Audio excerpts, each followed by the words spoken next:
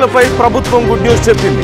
గ్రామ పంచాయతీ ఎన్నికల రిజర్వేషన్లపై జీవో 46 విడుదల చేసింది. రేపు సాయంత్రం 6 గంటలలోపు ఖరారు చేయాలంటూ కలెక్టర్లకు ఆదేశాలు జారీ చేసింది.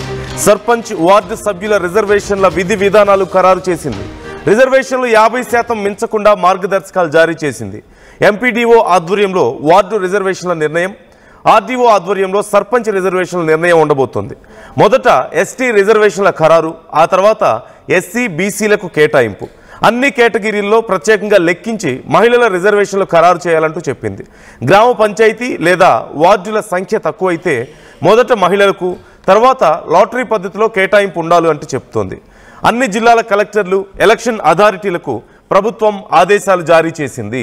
సో మొత్తం మీద ఎన్నికలకు ఇక ప్రభుత్వం కసరత్తు మొదలుపెట్టింది.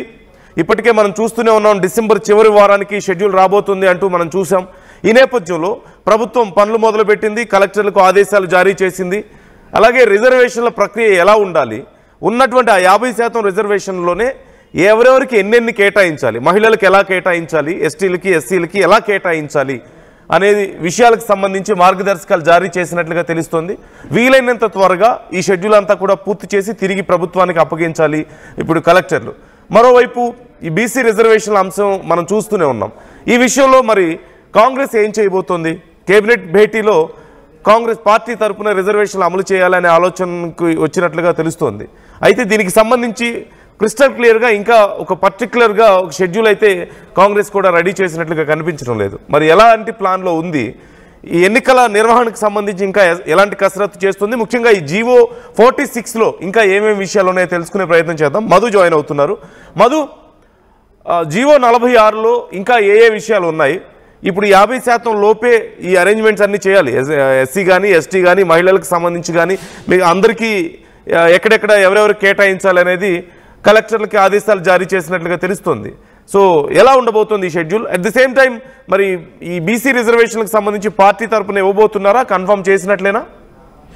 ఎగ్జాక్ట్లీ గత ప్రభుత్వమే డిసైడ్ చేసినటువంటి రిజర్వేషన్లని ఈ ప్రభుత్వం కూడా ఖరారు చేసింది. మొత్తం బీసీలకు సంబంధించి 23% రిజర్వేషన్లు బీసీలకు కేటాయించింది. సర్పంచ్ కానీ వార్డు మెంబర్లు కానీ వీళ్ళందరికీ 23% చట్టబద్ధంగా ఇదంతా కూడా రిజర్వేషన్లు. మిగతా శాతం 42% చట్టబద్ధంగా ఇవ్వట్లేదు కాబట్టి మిగతాది పార్టీ పరంగా ఇవ్వాలనేటువంటి నిర్ణయం తీసుకోవడం జరిగింది. సో ఇప్పటికి మొత్తం రాష్ట్ర వ్యాప్తంగా 50% మించి రిజర్వేషన్లు దాటకుండా ఎస్సీ ఎస్టీ బీసీ రిజర్వేషన్లు ఖరారు చేస్తూ జీవో విడుదల చేసింది ఈ అంశానికి సంబంధించి. ఎందుకంటే హైకోర్టులో పెండింగ్ ఉన్నటువంటి సిచ్యువేషన్, వీటన్నిటి నేపథ్యంలో ప్రభుత్వం ఈ నిర్ణయం తీసుకుంది. మొత్తానికి ఒక తెరపడినట్టు అయిపోయింది. దీనికి సంబంధించి జీవో ఇచ్చింది. గతంలోనే డెడికేషన్ కమిషన్ కి సూచన చేసింది 50% రిజర్వేషన్లు మించకుండా వీటిని ఖరారు చేయాలనేటువంటి. దానిలో ఇప్పుడు యథావిధిగా ప్రభుత్వం ఖరారు చేస్తూ నిర్ణయం తీసుకోవడంతో కాస్త తెరపడినట్టయింది. కాకపోతే కాంగ్రెస్ తీసుకున్నటువంటి నిర్ణయం పార్టీ పరంగా ఇద్దామనేటువంటి రిజర్వేషన్ల విషయంలో మిగతా పార్టీల వైఖరి ఎట్లా ఉండనుందనేటువంటిది కొద్ది రోజులు తేలనుంది. అంటే ఇప్పుడు మిగతా పార్టీలకి తలనొప్పి కదా ఈ విషయంలో మధు. ఒకవేళ కాంగ్రెస్ పార్టీ నిజంగా అమలు చేస్తే మిగతా పార్టీలు అమలు చేయకపోతేనేమో బీసీలని కొంత కాంగ్రెస్ ప్రొవోక్ చేసే అవకాశం ఉంటుంది ఆ విషయంలో, మేము అమలు చేస్తున్నాం వాళ్ళు చేయట్లేదని. ఒకవేళ మిగతా పార్టీలు కూడా అమలు చేయాలంటే అది వాళ్ళకి కొంత ఇబ్బందికరమైనటువంటి పరిణామమే. సో ఏంటి పరిస్థితి, అసలు ఈ విషయంలో ఏం జరిగే అవకాశం ఉందంటారు? అంటే నిజంగానే ఇప్పుడు కాంగ్రెస్ అమలు చేస్తామని చెప్తా ఉన్నారు కానీ ఇప్పుడు ఏదో ఒక గ్రామంలో అక్కడ బీసీకి ఒకవేళ పార్టీ పరంగా కాంగ్రెస్ పార్టీ రిజర్వేషన్ కేటాయిస్తే మరి మిగతా పార్టీలు కూడా అక్కడ బీసీకి ఇవ్వాలని రూల్ లేదు. అక్కడ మిగతా కాంగ్రెస్ పార్టీ ఎక్కడైతే జనరల్ టికెట్ ఇస్తుందో అక్కడ బీసీకి మిగతా పార్టీలో టికెట్ ఇస్తే ఎట్లా పరిస్థితి అనేటువంటిది వాస్తవానికి చెప్పాలంటే కాంగ్రెస్ అబాస్పాలయ్యే పరిస్థితి ఉంది గ్రౌండ్ లెవెల్లో ప్రస్తుతం ఉన్నటువంటి సిచ్యువేషన్ లో. పార్టీ పరంగా 60% ఇస్తామనో 42% మించి ఇస్తామనేటువంటిది కాంగ్రెస్ పార్టీ చెప్తున్నప్పటికీ కూడా ఇంప్లిమెంటేషన్ లో బీసీలో నష్టపోయే అవకాశం ఉంది. ఒక పార్టీ ఒక వ్యక్తికి, మరొక పార్టీ జనరల్ మిగతా వాళ్ళు అగ్రవర్ణాలకు ఒకవేళ ఇస్తే ఎట్లా జరుగుతుంది? డబ్బు ప్రభావం ఎక్కువ ఉంటుంది స్థానిక ఎన్నికల్లో. కాబట్టి ఏం జరుగుతుంది అనేటువంటి ఒక టెన్షన్ అయితే ఉంది. చూడాలి ఎట్లా జరుగుతుందో. మొత్తానికైతే ఒక క్లారిటీ ఇచ్చింది గత ప్రభుత్వం ఇచ్చినటువంటి 23% రిజర్వేషన్లు బీసీలకు కేటాయించాలనేటువంటి నిర్ణయం తీసుకోవడంతో రిజర్వేషన్ల అంశంలో అంటే స్థానిక సంస్థల ఎన్నికలకు సంబంధించి ఒక తెరపడింది. నెక్స్ట్ ఫర్దర్ గా ఎట్లా మూవ్ అవుతాయి రాజకీయ పార్టీలు, బీసీ సంఘాలు అనేటువంటిది కాస్త సస్పెన్స్ ఉంది. కాస్త క్లారిటీ కూడా వచ్చే అవకాశం ఉంది 2-3 రోజుల్లో. Right thank you Madhu, thanks for the details. మొత్తం మీద ఈ స్థానిక సంస్థల ఎన్నికల విషయంలో ప్రభుత్వం కసరత్తు మొదలుపెట్టేసింది. కానీ ఇప్పుడు అతిపెద్ద సమస్య, గతంలో ఉన్నటువంటి రిజర్వేషన్ల ప్రకారం 50% ప్రకారమే కొనసాగాలి అనేది ఇప్పటికీ జియో 46 ఇప్పటికీ రిలీజ్ చేశారు. కాకపోతే కాంగ్రెస్ ఎప్పటి నుంచో ప్రయత్నాలు చేస్తున్న, కసరత్తు చేస్తున్న ఈ బీసీ రిజర్వేషన్ల విషయంలో, ఈ 42% రిజర్వేషన్ల విషయంలో మరి పార్టీ తరపు నుంచి ఎక్స్ట్రా ఇవ్వబోతున్నారా బీసీలకి అనేది ఇక్కడ అతిపెద్ద సమస్య. ఒకవేళ ఇస్తే ఎలా మేనేజ్ చేసుకుంటారు? ఫర్ ఎగ్జాంపుల్ ఏదైనా ఒక దగ్గర బీసీకి ఇస్తారు, వేరే పార్టీ నుంచి ఒకవేళ ఓసీకి ఇస్తే అక్కడ ఈక్వేషన్స్ మారిపోయే అవకాశం ఉంటుంది. మరోవైపు బీసీలకి అన్ని చోట్ల ఇలా అకామిడేట్ చేయడం అవుతుందా?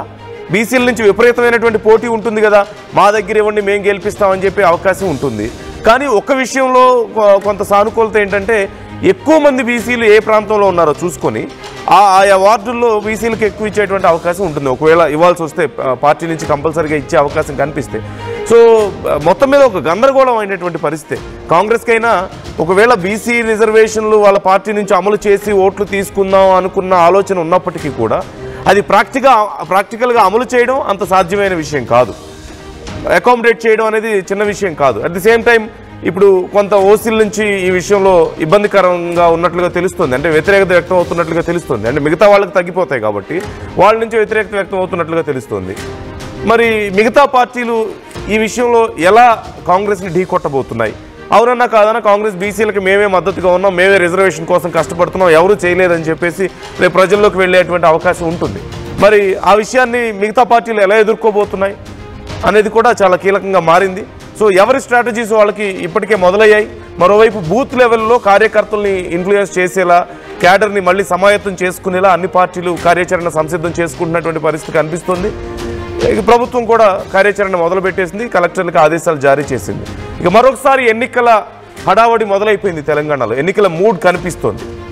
సో ఈ బీసీ రిజర్వేషన్ల అంశం ఎలాంటి ఇంపాక్ట్ చూపించే అవకాశం ఉందని మీరు అనుకుంటున్నారు? డూ యూ థింక్ కాంగ్రెస్ పార్టీకి ఇది ప్లస్ అవుతుందని మీరు అనుకుంటున్నారు, లేదంటే మధు చెప్పినట్లుగా అకామిడేట్ చేయడంలో సమస్యలు వస్తాయి కాబట్టి అది నెగిటివ్గా టర్న్ అయ్యే అవకాశం ఉందని మీకేమైనా అనిపిస్తుందా? మరి బీఆర్ఎస్ కానీ బీజేపీ కానీ కాంగ్రెస్ని ఎలా ఎదుర్కోబోతున్నాయి బీసీ రిజర్వేషన్ల అంశం విషయంలో? Try to comment your opinions. IT career కోసం చూస్తున్నారా? నాన్ ఐటీ నుంచి ఐటీకి మూవ్ అవ్వాలనుకుంటున్నారా? అయితే సమాధానం కోడింగ్ ట్యూటర్. చరిత్ర సృష్టించినోడు ఇప్పుడు ఆ చరిత్రని తిరగరాయబోతున్నాడు. అబద్ధాల గోడల్ని బద్దలు కొట్టి నిజాలను రాగా మీ ముందుంచబోతున్నాడు. నిజమైన వార్తల కోసం వెంటనే డౌన్లోడ్ చేసుకోండి రా యాప్ని.